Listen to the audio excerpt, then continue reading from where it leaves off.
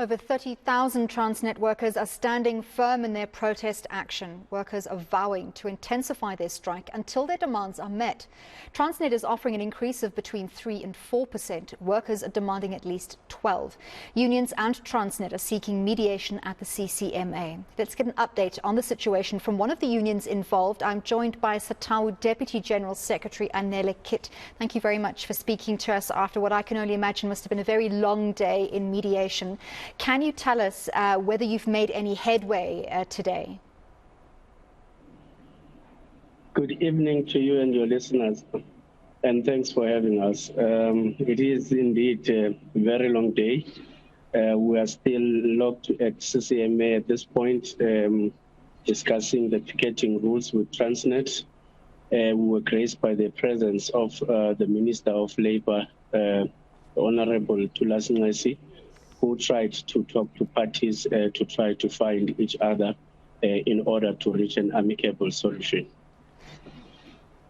I know Minister Nxesi has said that the impact of this strike is colossal and cannot be understated, and he appealed to both sides to try and find a way forward. Do you think you're any closer to reaching any kind of agreement on some of the points that workers are firm on? At this point in time, Transnet doesn't show any sign of trying or commitment in resolving the impasse that we find ourselves in. For that matter, we will be going out to our members to make sure that after agreeing on picketing rules, all of them, they join the strike in numbers to make sure that we exert some pressure to the employer to come with a meaningful proposal on the table. We know that that has been part of talks, is that unions, and not just yourselves, have been saying that if the demands are not met, strike action will be intensified. Can we just clarify exactly what the position is now? In that intro, we were saying 12%. Is that still the position of unions? Are you dead set on 12%? And what other benefits, subsidies, back pay are also part of that package of demands? Yeah. At this point in time, we're at 13%. Initially, we're at 15% as unions. At this point in time, we're at 13%. We also demand that Transnet must increase the housing allowance of the employees. You will understand that Transnet employees, majority of them in the bargaining unit, they don't qualify for RDP houses, but also they can't get bonds because of the salary that they are earning. So they find themselves in between and also unable to have houses for their families. So it is for this reason that, as unions were saying, Transnet must increase housing allowance in order to allow their employees to be able to qualify for home loans or bonds so that they can buy houses for their families.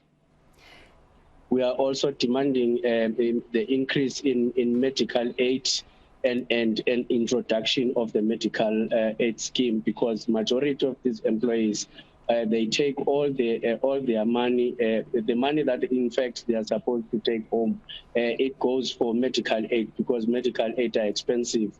You will understand that as Africans, we have bigger families.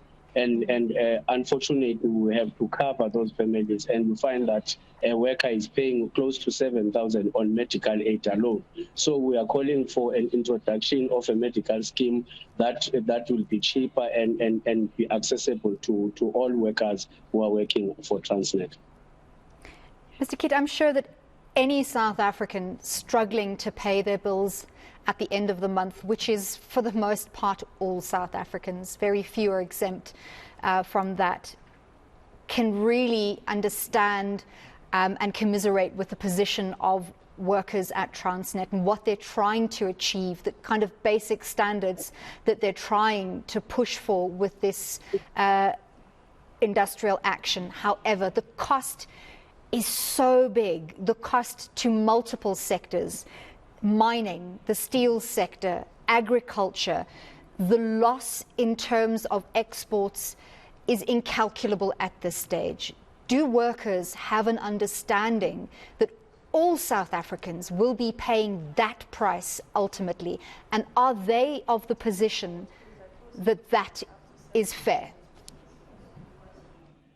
We really understand what the country is going through. We understand the impact of the strike on what is going to do to the entire country.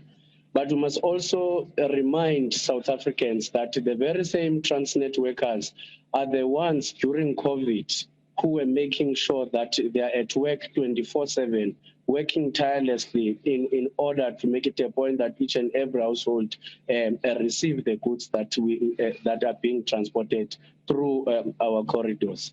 It can't be correct that at a point whereby these workers are supposed to be beneficiaries of the hard work that they've been putting on course, the first thing that they are reminded of is the ailing economy. We are saying that Transnet employees have been making sure that the business meets its targets, and now it is time for them to be remunerated for that. Unfortunately, we understand that that will affect the country negatively, but it is the right thing to do for workers. Has a consensus been reached on whether this strike is legal or illegal? There is no doubt that our strike is legal, but the only thing that Transnet was disputing is that